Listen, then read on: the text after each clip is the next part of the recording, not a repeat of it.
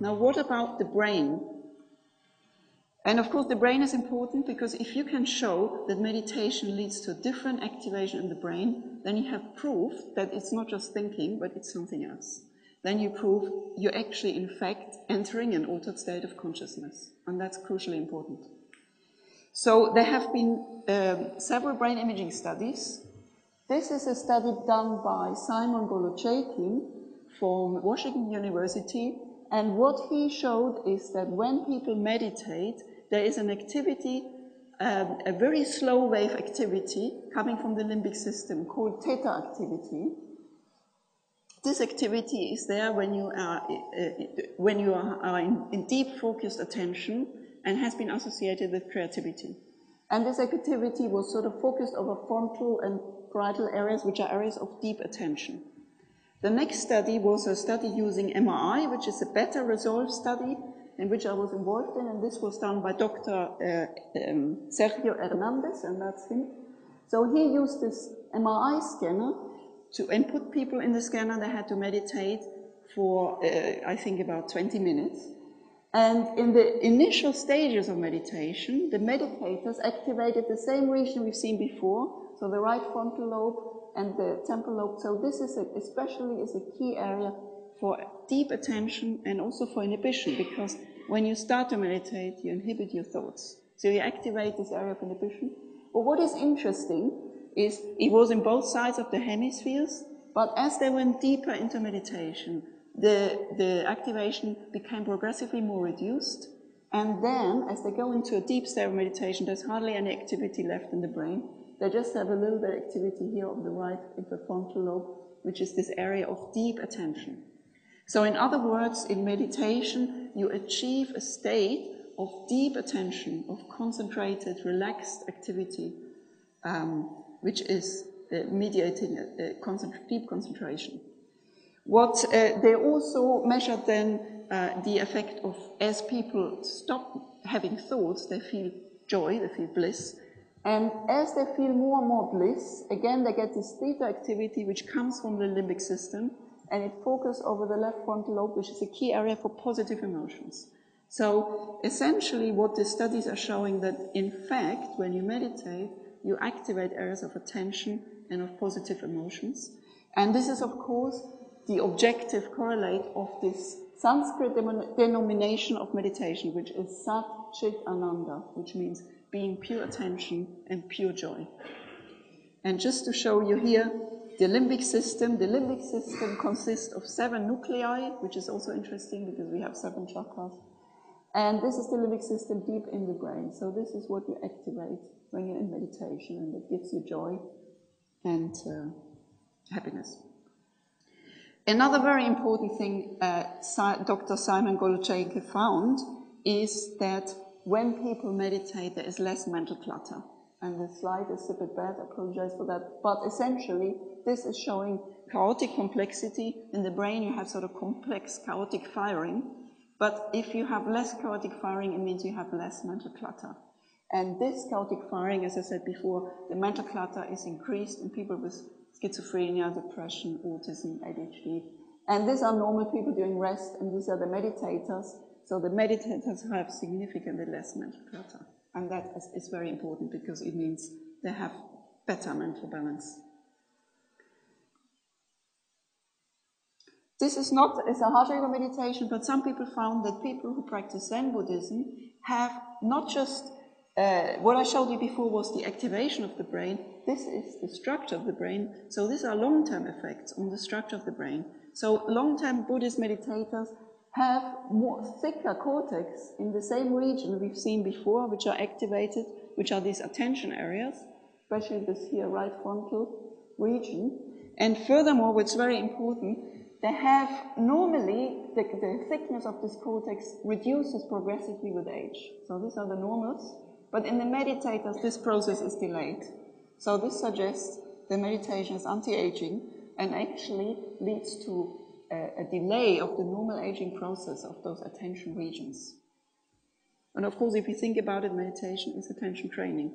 You sit for half an hour and you actually concentrate and try to inhibit your thoughts.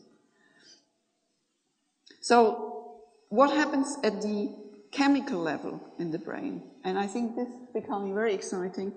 We have in the brain so-called opioid receptors, and they're called opioid receptors because opium binds to them, morphine binds to them. And these opioids you can also release from within. And beta endorphins, they attach to these opioid receptors. And beta endorphins are released when you're in love or when you do sports, but they're also released through meditation. And this is very interesting because this could explain why actually people of course, feel the joy and the happiness, apart from the activation of the limbic system that I've shown before, but it's also, you release happy chemicals in the brain. What is interesting as well is those opioids, of course, the beta endorphins, they enhance the immune system and they have shown to slow down cancer cells.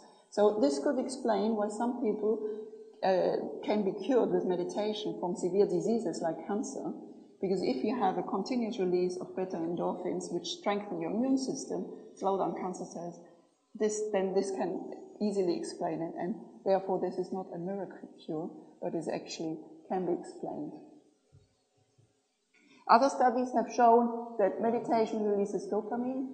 This is also released through cocaine or amphetamines. So this is another drug which is important, another substance which is important for feeling pleasure. So this explains why people who meditate actually get addicted to meditation, because you get this constant high in your brain without paying all the side effects of drugs. And other meditations have shown that there is an increase in serotonin. This is a drug which is typically lower in depression, so this could explain why meditators are less likely to be depressed. Melatonin, which is important for sleep and also strengthens the immune system. So again, this could again explain why people, when they meditate, they find you can sleep far easier, and again, it can enhance your immune system. And GABA, which is important for cognitive functions like attention, and there is a decrease in stress hormones.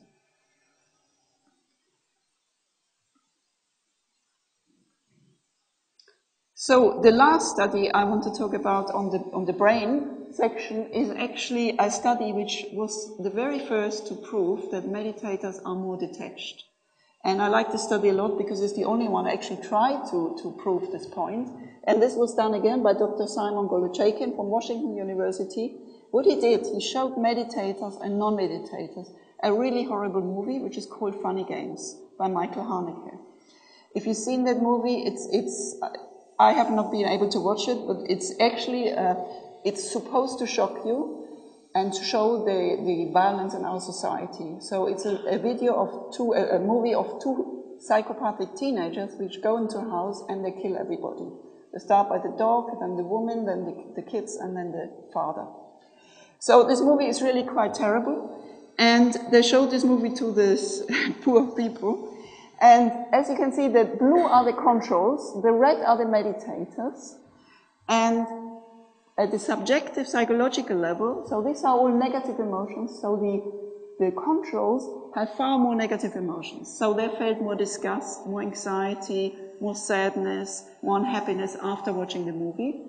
And the red ones are the meditators, so they had much less negative emotions than the non-meditators. Then he measured on the skin. When you're stressed, you have more sweat on the skin, so you can measure the level of stress level at the body. And at the skin level, the meditators had significantly less skin response than the controls. So at the body level, the meditators also were less affected by this negative movie. Lastly, he measured the brain. And this is the gamma activity. Gamma activity is released when you have very intense emotions. So during the rest, the meditators and the controls didn't differ, but after the movie, the controls have this high gamma activity.